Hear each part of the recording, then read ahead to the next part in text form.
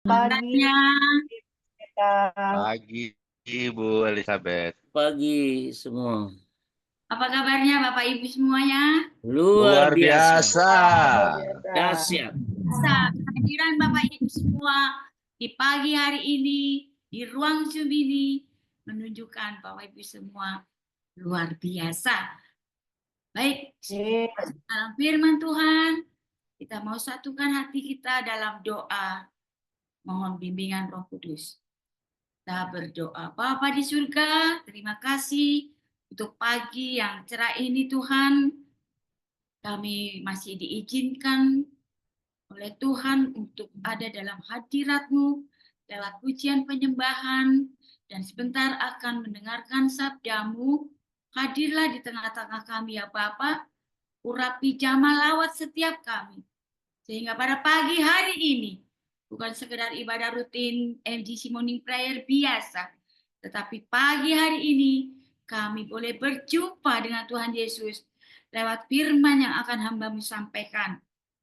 Karena itu ya Tuhan, urapi mulut lidah bibir hamba-Mu, agar apa yang hamba-Mu sampaikan adalah isi hati dan pesan-Mu bagi setiap kami, dan melaluinya kami diberkati.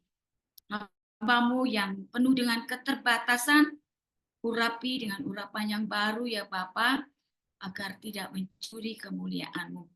Dalam nama Yesus, berkati semua sinyal yang ada di tempat kami masing-masing, sehingga ibadah ini boleh menjadi kesukaan buat Tuhan dan berkat bagi setiap kami yang mengikutinya. Di dalam nama Yesus firman yang hidup, kami sudah berdoa dan mengucap syukur. Yang siap diberkati firman Tuhan katakan amin. Amin, Amin. amin, Amin. amin. Terima kasih 63 sahabat doa pagi yang sudah standby. Luar biasa. Hari ini firman terambil dari Yesaya 44 ayatnya yang ke-22. Sebenarnya Yesaya. harus ya. Di situ dikatakan, aku telah menghapus segala dosa pemberontakanmu seperti kabut diterbangkan angin, dan segala dosamu seperti awan yang tertiup.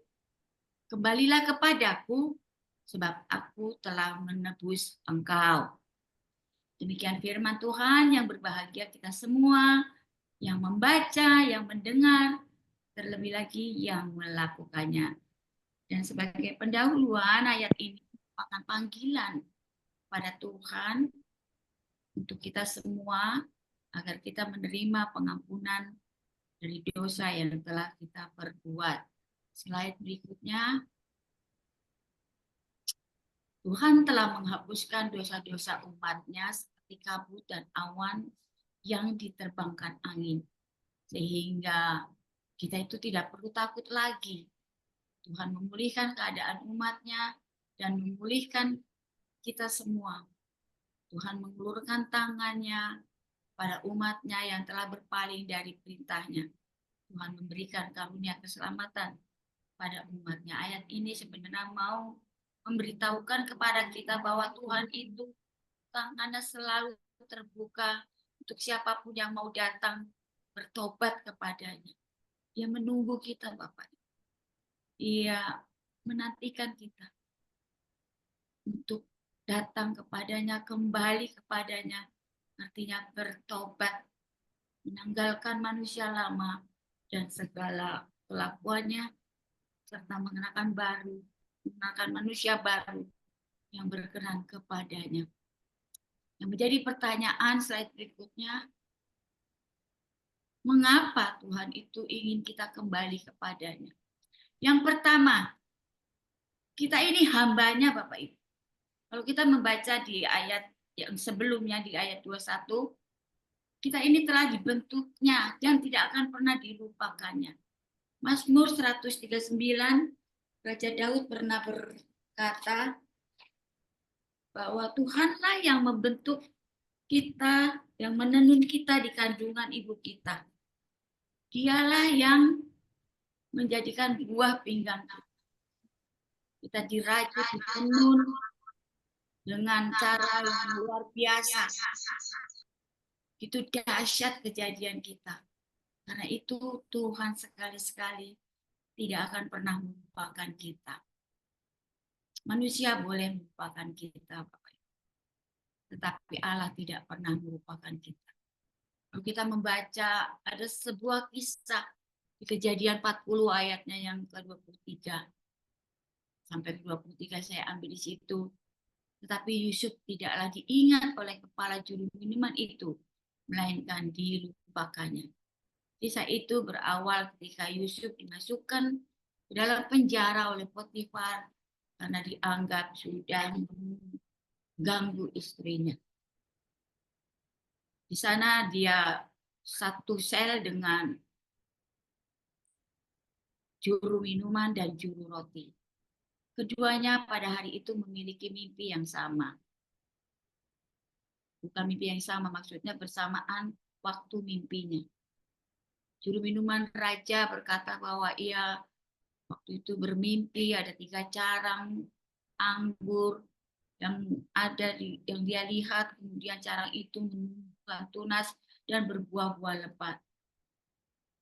Lalu Yusuf mengartikan mimpi itu bahwa 3 carang itu adalah 3 hari. Dan pada 3 hari atau hari yang ketiga, dia akan dibebaskan. Sementara juru minuman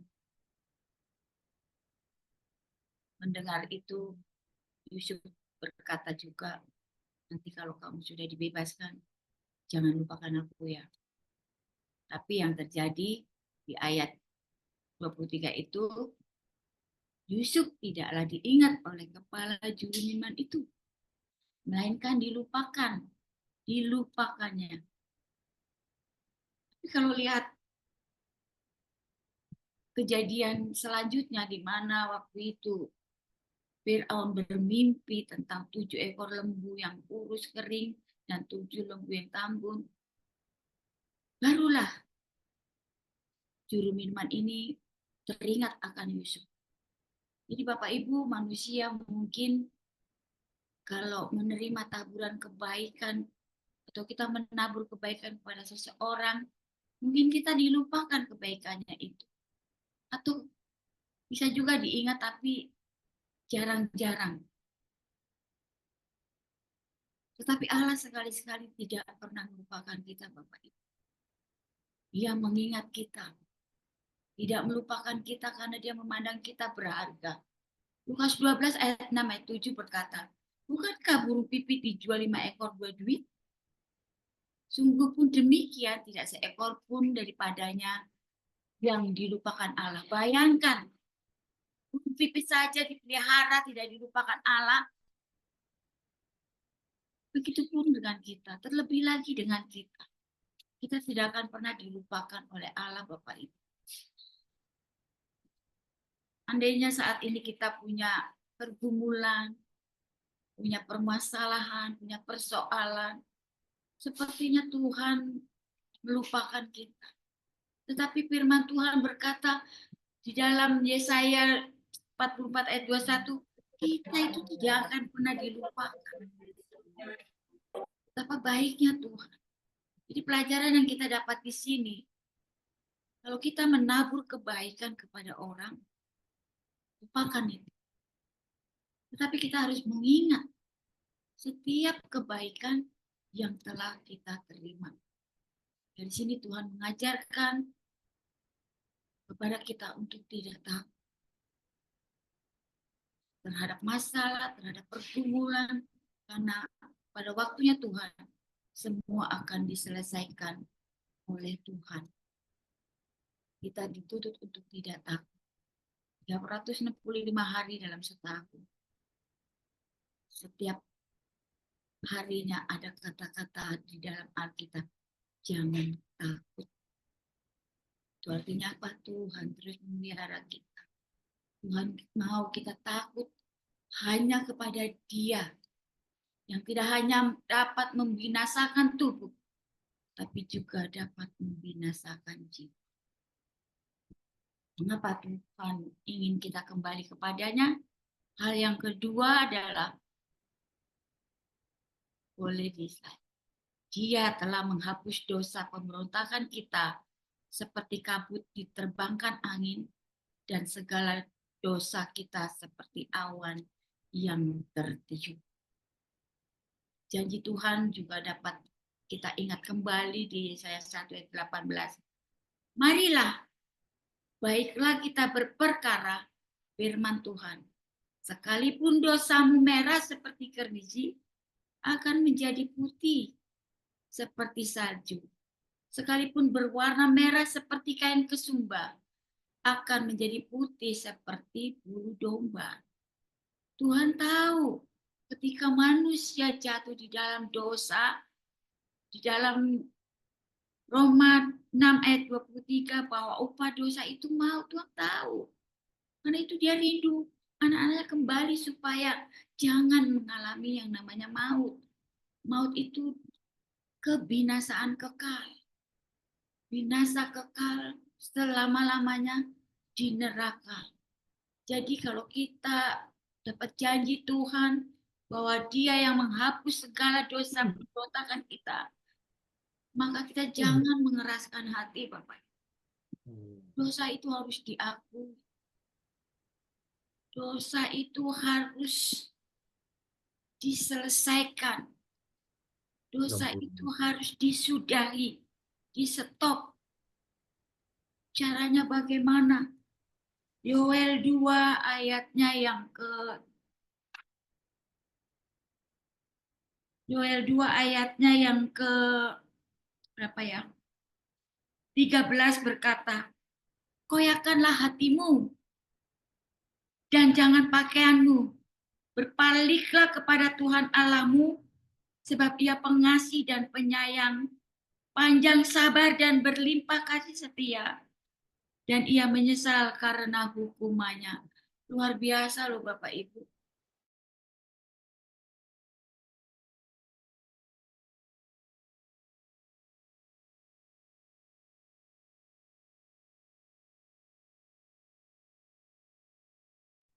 Loh, kok enggak ada suaranya?